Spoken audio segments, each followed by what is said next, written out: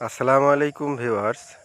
আপনার ফোনকে যদি দুইটা মনিটর হিসেবে ব্যবহার করতে চান, তবে আপনাকে একটা কাজ করতে হবে। সেজন্য আপনাকে প্রথমে যে কোনো অ্যাপসে আপনাকে প্রবেশ করতে হবে। মনে করুন আমি এই অ্যাপসটিতে প্রবেশ করলাম।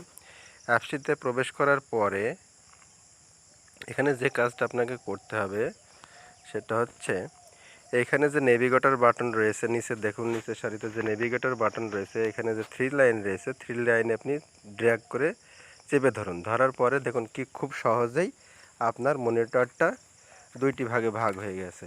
আপনি দুইটা যে কোনো অ্যাপস আপনি দুইভাবেই এটা ব্যবহার করতে পারবেন। তাহলে এভাবেই আপনি আপনার ফোনটাকে দুই ভাগে ভাগ করে, অর্থাৎ দুইটা মনিটর হিসেবে ব্যবহার করতে পারবেন। ভিডিওটি যদি ভালো লেগে থাকে তবে অবশ্যই আমার ভিডিওতে একটি কমেন্ট করবেন এবং লাইক শেয়ার করে যাবেন। ধন্যবাদ।